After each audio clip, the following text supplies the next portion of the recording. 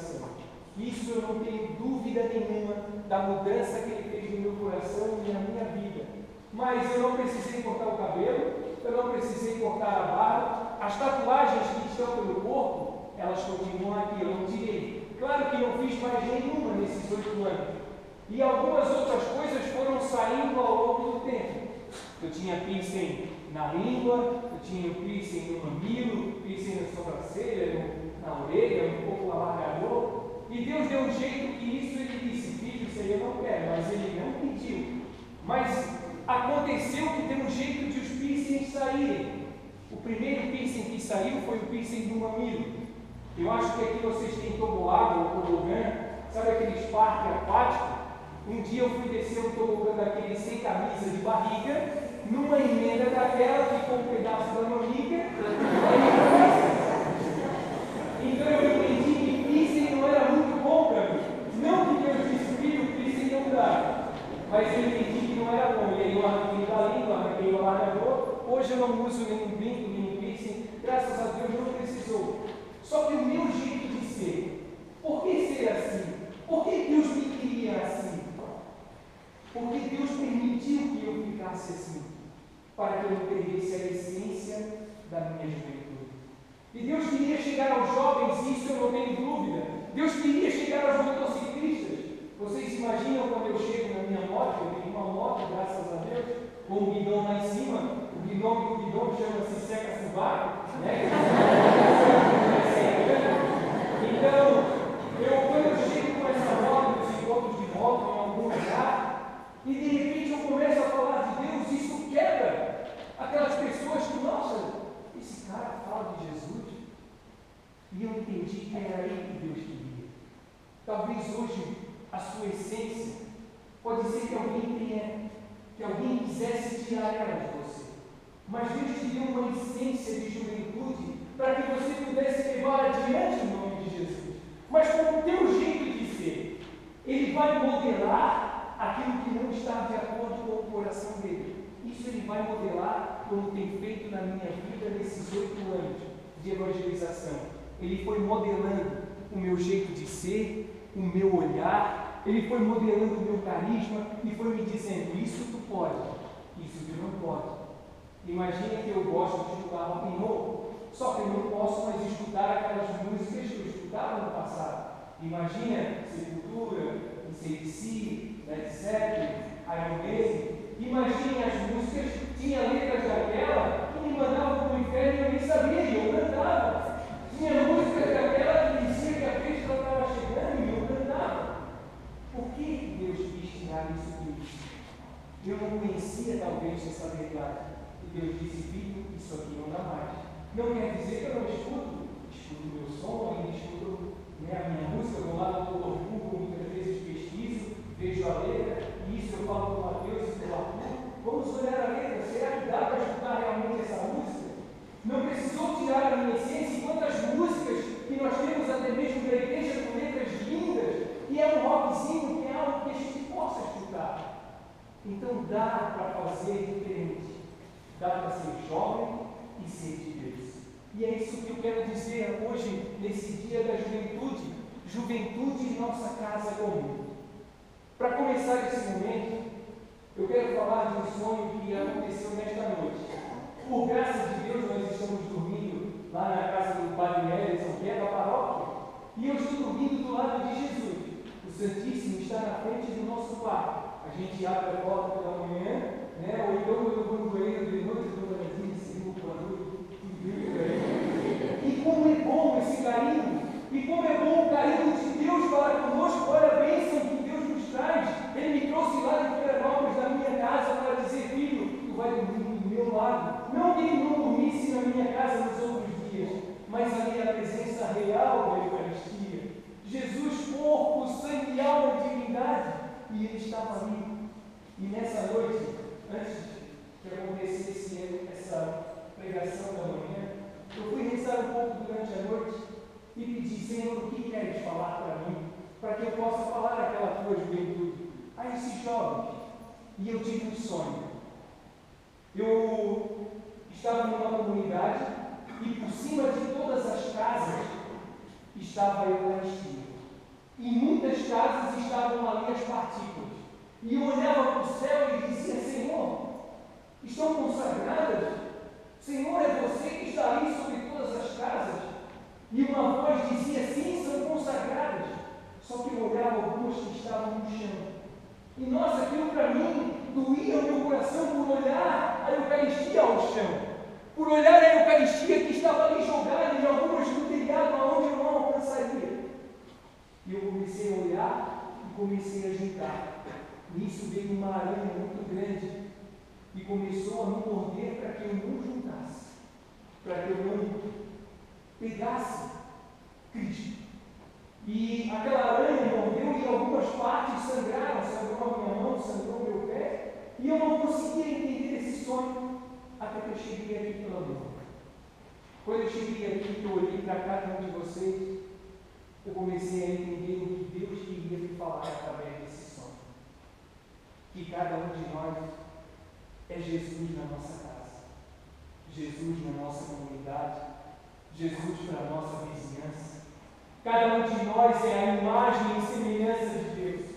E muitas vezes as coisas do mundo, como aquela aranha que estava no sonho, vão querer tirar Jesus de você. Muitas vezes uma briga na comunidade vai querer com que você enfraqueça, vai querer com que você desista, representado nessa aranha desse sonho. E isso é para você que está aqui escutando. Aquela aranha representa muitas vezes o mal de uma briga, o mal de um desentendimento na própria comunidade, ou até mesmo da nossa própria juventude, em querer ser melhor do que o outro, sendo que estamos todos buscando o mesmo Deus. Mas muitas vezes, nossa, aquele sabe tocar melhor, ou aquele canta melhor que eu, e acontece muitas vezes até mesmo a inveja dentro da igreja, representada nessa aranha. E a Eucaristia que estava ao chão eram muitos jovens que precisam ser levantados por nós. Jovens que estão ao chão, jovens que são o Cristo que está ao chão muitas vezes, jovens que se perderam na droga, na loucura da bebedeira, nas noitadas, e esses precisam conhecer de nós a voz de Deus. Por isso, algumas Eucaristias estavam sobre os telhados. E essa é você que está aqui. Você, ali representado naquela Eucaristia sobre a tua casa. Você é o Cristo vivo. Está dentro de você, não é à toa que Paulo falava: já não sou eu que vivo, é Cristo que vive em mim. E hoje foi esse recado que Deus disse: leva para aquela juventude. E eu trouxe esse recado. Você é a imagem e semelhança de Deus, para que Ele possa ser levado em você aos quatro cantos do mundo. Você não recebeu Jesus agora na Santa Missa? Não faz sentido nesse sonho?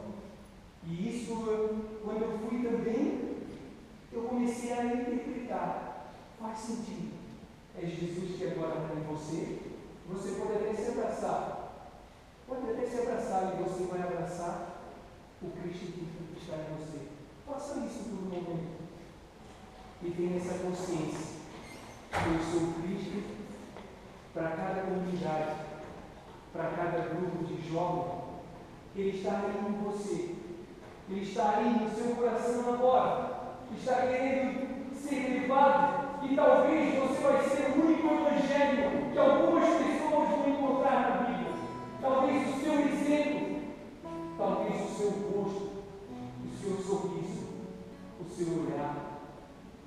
Você é a imagem e semelhança de Deus. Você é espelho, você é um reflexo de Deus. Por isso Ele está aí, dentro de você, para que Ele possa ser levado aos quatro cantos do mundo. Assim como um dia Jesus chamou o Fernando, hoje chama você, o Luciano, Maria, o Fernando, o Anderson, tantos jovens que aqui estão, o Mateus, o Arthur, a Graça, a Marjola, a Alice, quantos jovens, a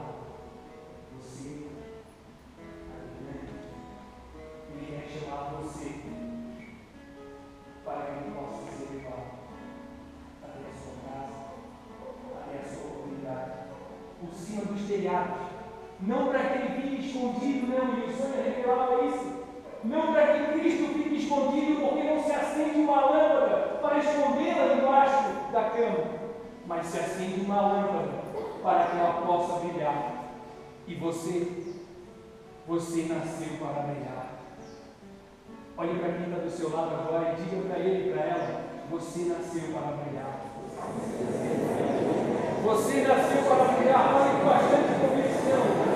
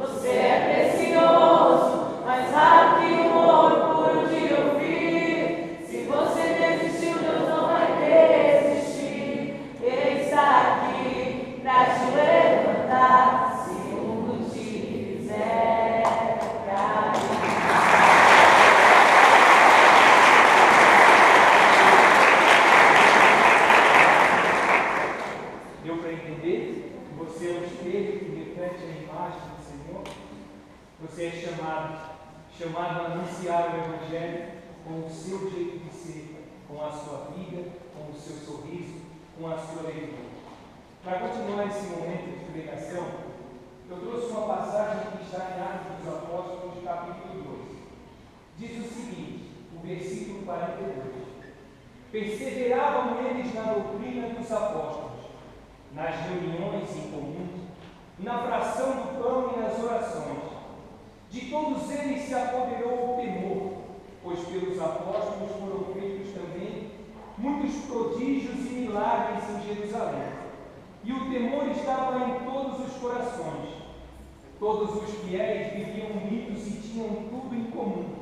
Vendiam suas propriedades e seus bens e dividiam-nos por todos, segundo a necessidade de cada um. Unidos de coração, frequentavam todos os dias o templo, partiam pão nas casas e tomavam a comida com alegria e singeleza de coração, coração, louvando a Deus e cativando a simpatia de todo o povo. E o Senhor, a cada dia, lhes ajuntava outros que estavam a caminho da salvação. Palavra do Senhor. Graças a Deus. Para continuar essa pregação, vocês imaginam que no dia que Jesus me chamou, ele me encontrou mais ou menos assim. Claro que eu estava com uma roupa, uma calça um pouco mais rasgada que essa, uma corrente maior que essa, de coturno e uma corrente nos pés. Quando eu andava aquela corrente com cadeado, ela ia fazendo um barulho, vamos dizer assim, ensurdecedor. Imagina quando eu pegava o ônibus, que eu não tinha moto, eu só tinha uma bicicleta, quando eu pegava o ônibus com aquela corrente nos meus pés. Imagina quando meu pai olhava eu sair de casa desse jeito. Todas as roupas que meu pai tinha me dado, eu tinha rasgado justamente onde eram as tatuagens, para que aparecesse as tatuagens. Claro, para que eu vou fazer uma tatuagem se não é para ela aparecer? Então eu rasgava a calça, enchia elas de pontas, ainda de ferro, e saía daquela maneira.